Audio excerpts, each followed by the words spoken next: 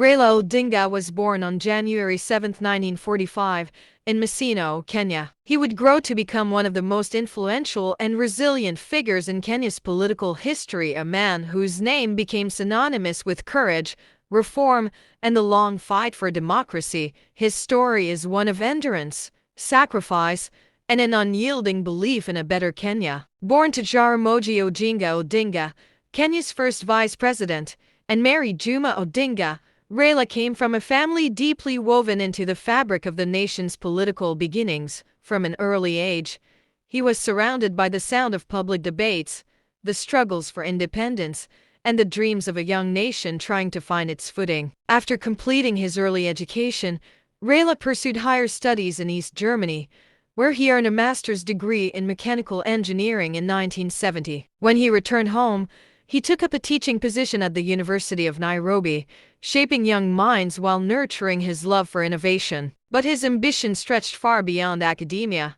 He ventured into business, founding East African Spectre Limited, a company that would later become one of the region's leading manufacturers of gas cylinders. In 1974, he left the university and joined the Kenya Bureau of Standards, where his brilliance and hard work earned him the position of deputy director by 1978. Yet, Raila's destiny was not meant to unfold quietly in the comfort of offices and boardrooms.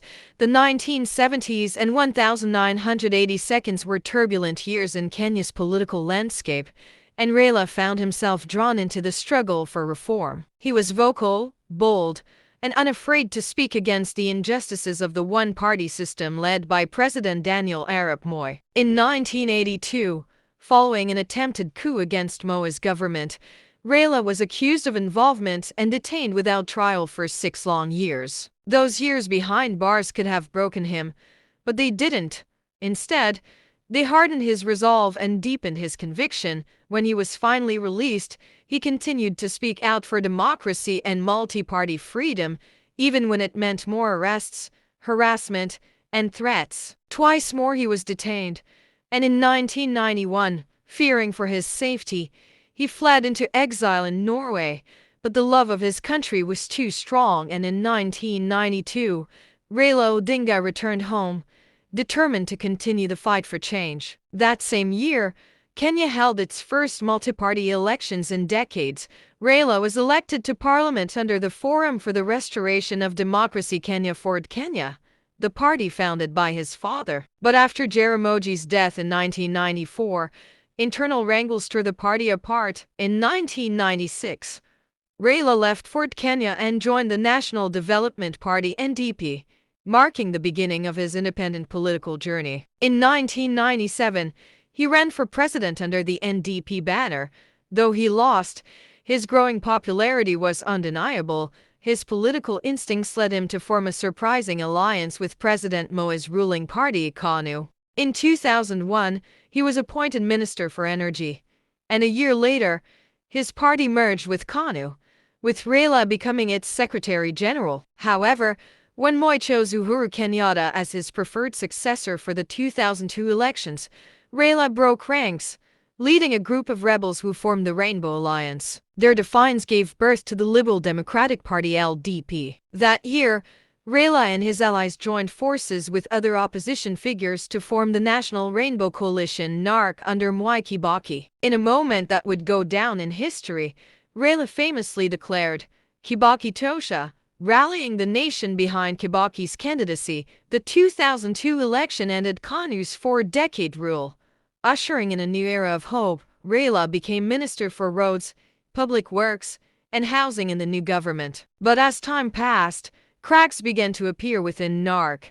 Raila and his allies accused President Kibaki of betraying the coalition's pre-election promises, particularly the creation of a powerful prime minister position. The tension reached its peak in 2005 when Raila led a successful campaign against a proposed constitution that favored a strong presidency. After the referendum defeat, Kibaki dismissed his entire cabinet, effectively pushing Raila and his allies out of government. 2 years later, Kenya was once again at the crossroads.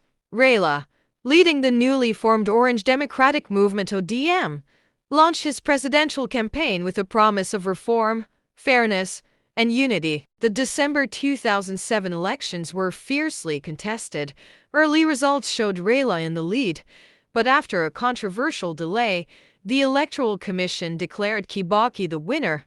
The nation descended into chaos. The violence that followed was devastating. More than 1,000 lives were lost, and hundreds of thousands were displaced. As the country teetered on the edge, international mediators led by former UN Secretary General Kofi Annan stepped in. In February 2008, a power-sharing deal was reached, and Raila Odinga was sworn in as Kenya's first prime minister, serving alongside President Kibaki. It was a historic moment, marking the beginning of Kenya's coalition government. Raila's years as prime minister were marked by both challenges and triumphs.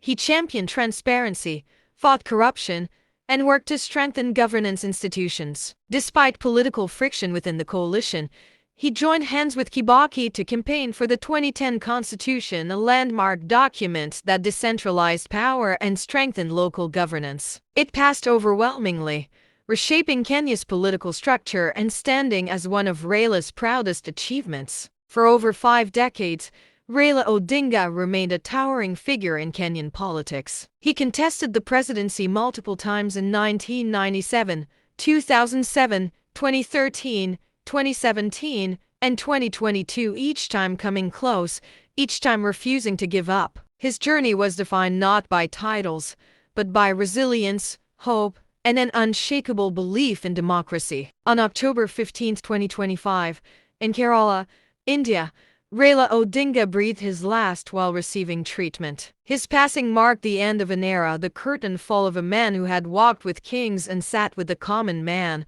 a man who had been detained, exiled, celebrated, and betrayed, yet never stopped dreaming for Kenya. To millions, he was Baba, the father of modern Kenyan democracy. His story will live on, not just in history books, but in the hearts of those who believe that courage and conviction can indeed change a nation.